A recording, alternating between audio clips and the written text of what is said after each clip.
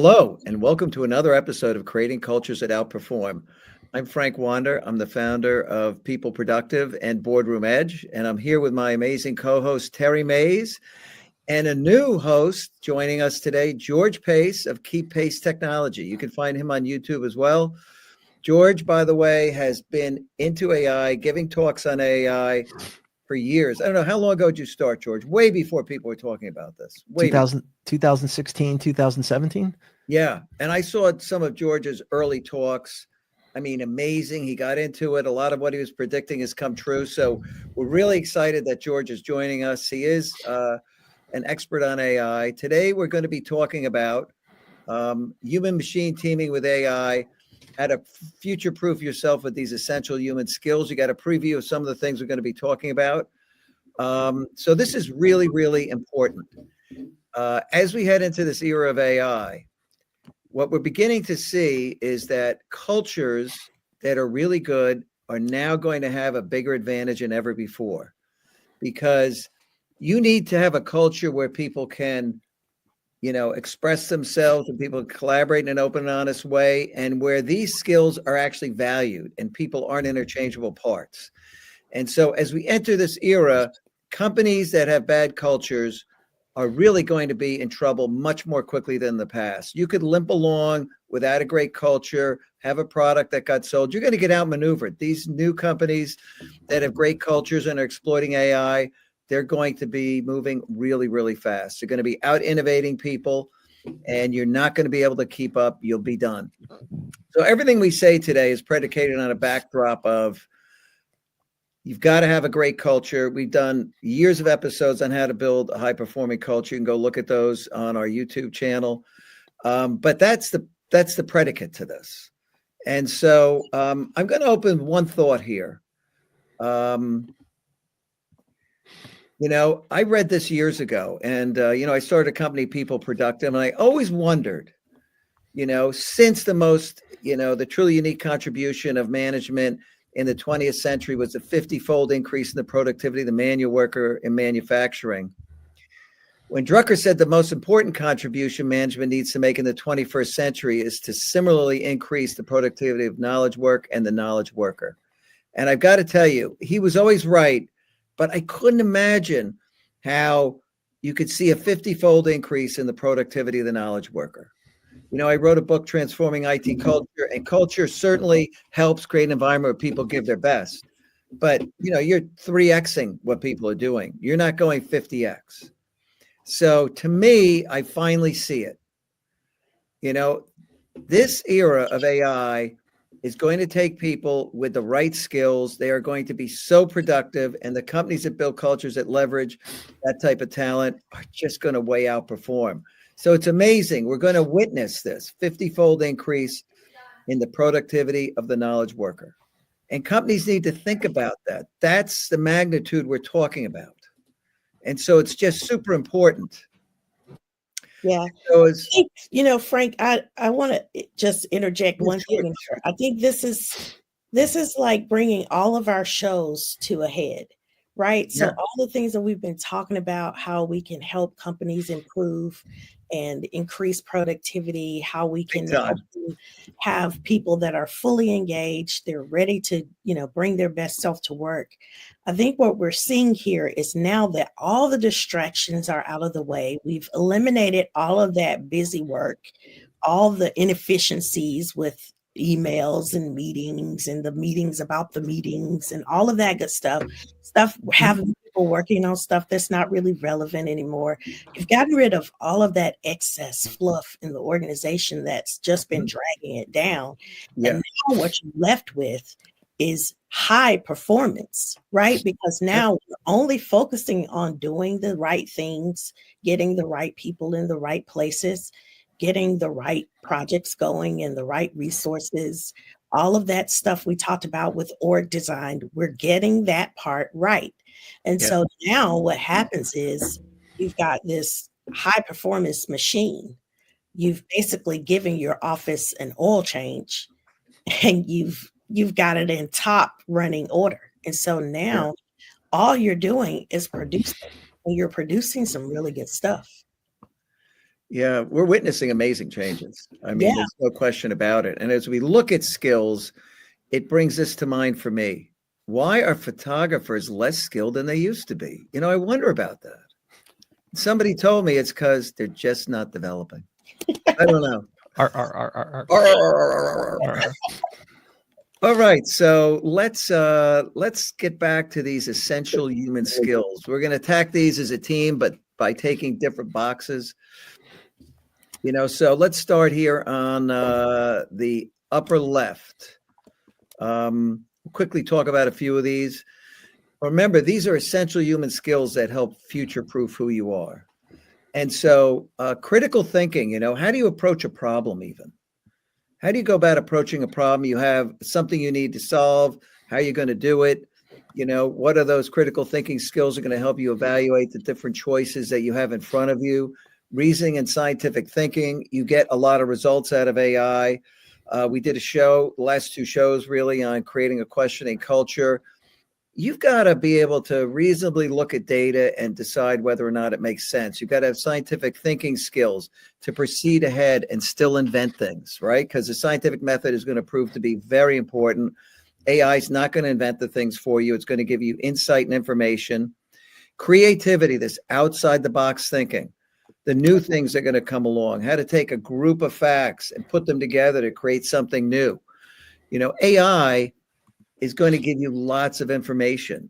A lot of it may not be valid in the beginning, especially on the frontier of things.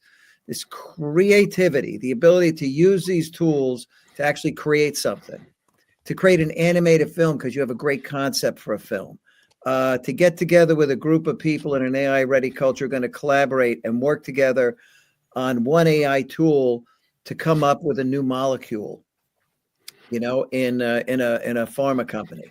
These are things that are really going to matter. And that AI-ready culture where you have that collaborative nature going on is going to be very important. Curiosity, this continuous learning organization. You need curious people. A lot of scientific studies and papers have been written where people have asserted the difference between humans and primates is curiosity. We're curious about how the world works, and people have different doses of curiosity. And the ones who are really curious tend to have a willingness to learn new things. You could see how fast things are moving and how fast they're changing. You must be willing to learn. You yourself have to be the continuous learning individual. Be curious. Go out, look at the tools, read about information, tune into shows like this, but build these skills. These are essential human skills. If you're not curious and you're not learning, you're not going to be one of the people that's very important in this era. That 50x increase in the productivity of the knowledge worker is going to come about because of these things. And lastly, we can tell you from all the work we've done in cultures and companies over the years, when you take a set of competencies and you rank people in different competencies, and one of them they can measure is ambition and drive. And the top performers in the sales organizations we assessed always had the highest ambition and drive. That was like an ante to play if you wanted to be a top performer. And you really, if you're not ambitious, you got to figure out a way to turn the key and get your motor running. You're going to have to, because the ambitious people who are learning and are curious and are using these tools, they're going to just be so far out ahead of you. So get curious, get motivated. These are essential skills that are going to future-proof you as we move down the road. George, I think we said we're going to move across to the right here. Sure. Right? Yeah. So picking up on that, if you think about it, the tools are introducing new ways of doing things. And what that's going to introduce is problems. And how does an organization best handle those types of problems? So the ability to look at to gather all of the necessary information, understand what is impacted, what isn't impacted, what should be impacted, that's going to be significantly important, especially as these newer systems come in. How do they interact with legacy or older systems? There will be problems all over the place. Just how do you onboard these tools to solve problems? To me, that's one. Programming proficiency and prompt writing. We were talking to Frank about this on several occasions, where the concept of how we build solutions is radically going to change.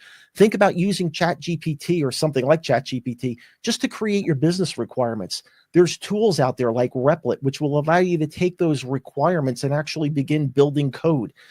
intelligent agents are not on this list, but they're going to be another piece of this where you're going to assemble agents in workflows to get work done. So this idea of the old way of solving problems and building solutions is really going to quickly change over the course of, I would guess, the next, I don't know, 6 to 24 months in terms of how you feed the beast, how the beast creates the solution, and then how you run it. So from a problem solving, it may not be for everybody, but it's probably one of the tools you should have in your toolkit. Terry. Yeah. So again, remember, we're talking about those skill sets that you want to make sure you're developing and growing so that you are future-proofing yourself so that you're not left behind. Because as AI comes in, you get more tools, more technology, more augmentation of the work, and in some ways, a lot of replacement of the work. You want to make sure you're still in a position where you can do the things that only humans can do. And I think that bottom left corner is absolutely full of things that only the human can do. So if you can develop your skill set to become a high empathy leader, and we've talked about this many times, we've referenced the show, even in this show, but it's really important. It's going to become even more important that you can be that kind of person that can get in the shoes of somebody else and see things from a different perspective, that you have very clear communication, that you create and foster an environment where there's collaboration and cooperation, where people have the bandwidth to consume and focus on what really matters. So as these tools are coming in, you want to give people the bandwidth to be able to spend time learning the tools, knowing how to use them and how they can apply the different technologies to their work. All of this is going to be skill sets that you can't rely on AI alone to do. You're going to have to do that as the human. You're going to have to stay engaged to make sure that the people feel comfortable, that they are actually able to spend time with the tools, that you're giving them all of the resources that they need, that people are able to have that we versus me mentality.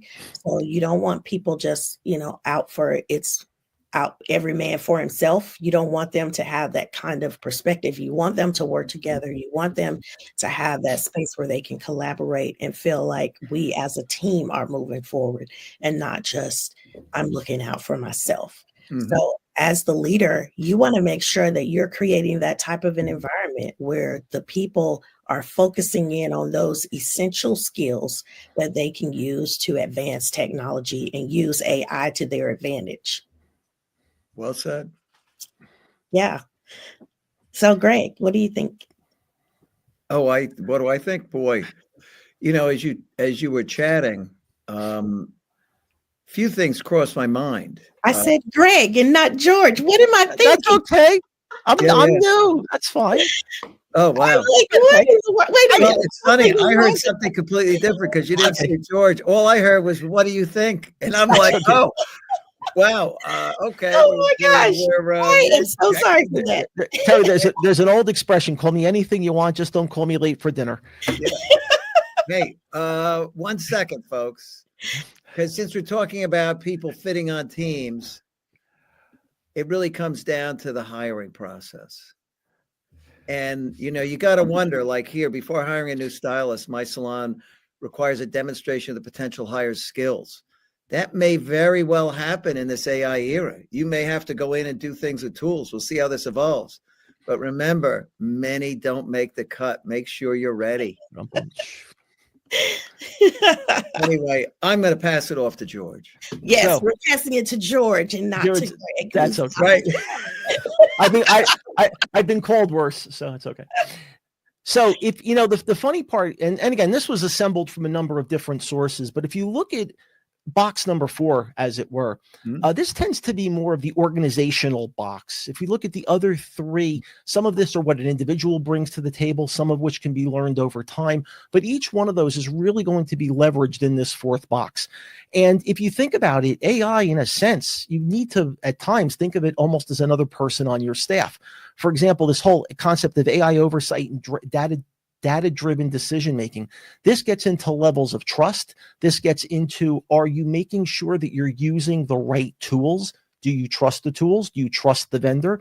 All that noise that went on with DeepSeek, would your company ever trust something like a DeepSeek?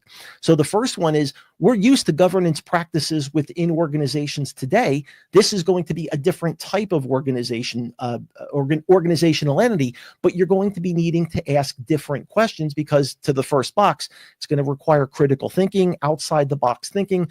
Are these the types of solutions that we want? If you start thinking about data literacy, we know that most organizations, data can be in a lot of different silos, as it were. And if you want consistent output from your AI solutions, you're going to need data literacy across the entire enterprise, to be honest with you, so that people understand the data that they're giving and where it's going to be used. Does it align with regulation? That's another whole topic we could talk about. Yeah. So data literacy in of itself is going to be a huge space and a huge skill set to have. When we start talking about deep domain understanding, there's large language models, there's small language models. When these tools, they're going to generate results, but individuals are going to need to understand how those results or how that output fits within their organization. The AI isn't necessarily going to do it. So domain is not only the domain that it's in, but the enterprise domain as well. Project management's an interesting one, where I just did a presentation on this earlier this year, where there's going to be a multitude of tools that a project manager can leverage, but you're still going to need the quarterback in place to say, where does this rank in terms of importance? Where do we put the funds? What is the prioritization of the enterprise? So again, project management in of itself doesn't go away, but it changes. And then finally, just risk assessment and judgment. We've been talking about this all along, where it's a matter of trust. It's a matter of speed. It's a matter of time to market. Well, what are the use cases where the risk is nominal or acceptable versus a risk where it's really high risk? A lot of these things have not yet really been figured out completely. They're going to evolve over time. But again, if you look at each and every one of those, 5 items that we just covered quickly, all the other boxes are the foundation to being able to be effective in that last quadrant. Yeah, you're absolutely right. And, when you get to risk, Terry and I have talked about risk-aware cultures. And, when you really boil it down, if you don't already have a risk-aware culture where people are on the lookout for risks and they're rewarded for finding and uncovering risks and updating the risk register, the new operational risks introduced by AI woven into the environment making decisions are significant. And I think I take that one very seriously, George. I think that companies are going to have to really assess the risk of the different things they're doing, because it's new and it's fast. And you'll notice on the left-hand side, we put the staple easy button. There's a reason. None of this is the Staples easy button. Yeah. I think that is just so true. And, when we talk about, scientific reasoning and evaluating information, is this true? I think so. 70% of Earth is water and virtually none of it is carbonated. So the Earth is in fact flat. Oh my God. Critical reasoning. Come on. We got to look scientific method. Is this true? Yeah, you're going to get a lot of things out of these AI tools that you're going to have to question. Without a doubt, you cannot just take everything at face value as being correct, because we know that there's a lot of fake news out there. We know there's a lot of information out there that's just not truth. It's just not correct. It's just not accurate in any way, shape, or form. So as the human that's using the tools, you're going to have to do your own research and ask some great questions so that you get some good responses. And then validate those responses when you do. Don't just take it as, the tool knows what I don't. A lot of that is very true. You can learn a lot from these tools, but by the same token, you want to make sure that you're learning the right things and not some of that false stuff that's out there. And, interestingly, last week we were discussing how to build a questioning culture. And all of that comes into play. So many of these cultures, and George and I both worked at Prudential for years. And the reality is some of these cultures, they don't want you asking questions and questioning everything. Go along with, what the group think is. Yeah. And so that's all dangerous. Change is tough. Change is tough. Change is uncomfortable. Change is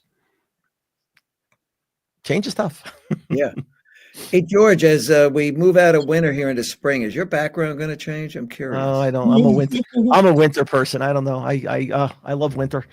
Oh. I was never much of a summer person, so yeah, I'll have to find something. I'll have to find something else. Oh, I'm just goofing.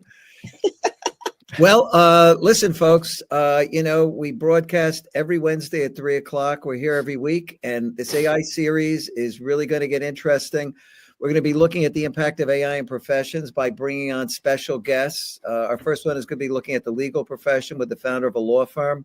We haven't scheduled that episode. It'll be a few weeks out, but we're going to go through professions. We're going to continue to work on very interesting episodes, and the three of us will be here next week. We just haven't decided what we're going to cover yet. So I'd love to tell you what the episode's about, but we're not quite there yet. There's so much happening and so many interesting topics. We want to make it interesting for you. So we want to be thoughtful about what we bring to you on the show. And so we really appreciate you joining us. I hope you're enjoying our deep dives into AI and what this means for you, business, and the world around us. So thanks for coming. Yes.